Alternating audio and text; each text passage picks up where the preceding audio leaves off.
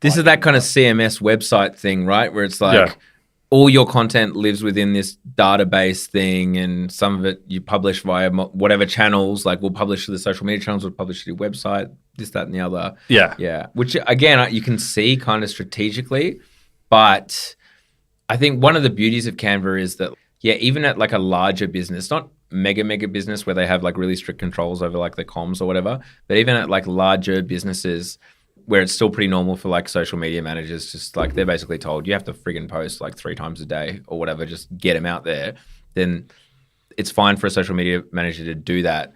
Social media has, for a lot of brands, like I'd say the majority of brands, has not required a lot of oversight. It's required like maybe an okay from a manager, but over time that relationship develops where like the social media manager themselves is just friggin' posting, and every now and then they might query to whoever's above them. Do you know what I mean? Whereas like the website, like that is a much deeper integration into a business when you are like running CMS and like, being that full design hub, especially when in a lot of cases, if you're talking about like a kind of asset pool, like a data lake, I don't know what the cool term is for having like all your assets somewhere.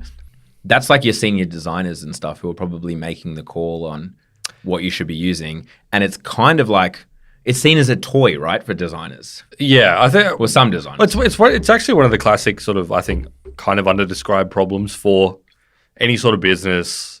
I think it's come up a bunch of times as we've talked about other ones. It's like you have a core thing you've become very good at, right? And Canva has, in terms of like, there's no other better platform for a novice who has no visual sensibility, doesn't know how to design, can't use Photoshop, whatever, to make something that looks really nice. Oh, mate. Like, and it does look great. Make a 3-year-old birthday invitation.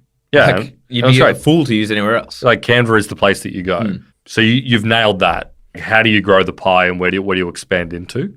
Like what other functions can you take over? And you immediately run into the problem of, Canva can then expand into website design, and then all of a sudden you run into the problem of like, can you do that better than the current solutions? Yeah. Okay. You're doing website design to have e-commerce. Yeah. Well, exactly. What's the e-commerce layer? Do you interface with all these other million plugins you can get for WordPress?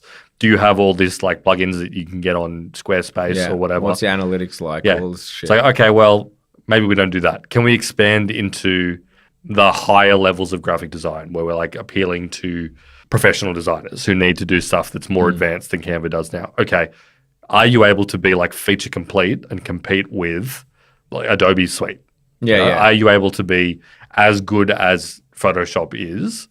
Otherwise, they're just not going to switch. They're not going to sell the creative. They're not going to stop their Creative Suite subscription unless you can actually fulfill that role entirely. And if you can't replace the Creative Suite, then why are you even bothering? Well, I mean, the reason they're bothering, and again, it's something we talk about a bunch, like this is a really good product that definitely should exist. And it's a hard thing to achieve, like disrupt Photoshop or whatever, but it's one of those things that looking back, you're like, of course this needed to exist. A much easier, template-based, online, so it's not like a big, heavy kind of application that doesn't require any training other than a few pop-ups, say, like tutorial onboarding or whatever, and you can like make good stuff. Of course that needed to exist.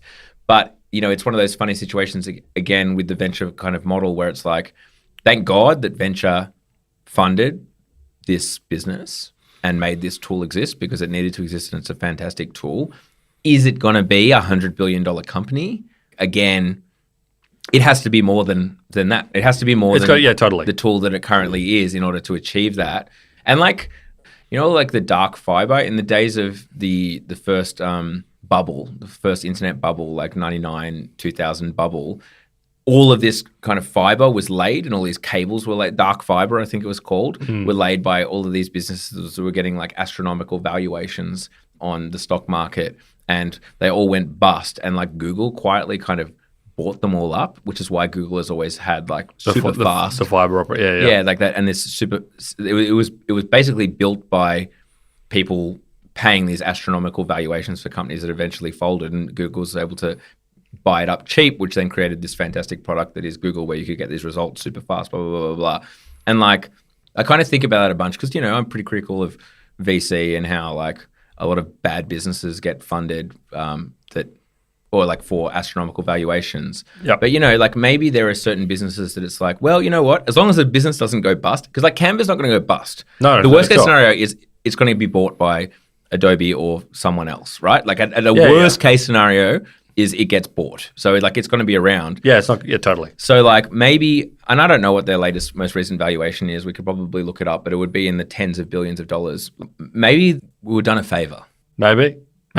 Yeah. No, for sure. But I'm of the opinion, basically, like it won't replace graphic design fully. It has replaced a lot of jobs. Yeah. It I think so as well. Like, if you're listening to this, you are not subscribed to Down Round Premium. If you were subscribed to Down Round Premium, you would be getting a second episode a week. You wouldn't be hearing this. You wouldn't be hearing any other ads either. If you go to downround.net, you can sign up right now, get access to the whole back catalogue, extra episode a week, no ads, $7 a month. Pretty good deal, James. spectacular deal, Ralph.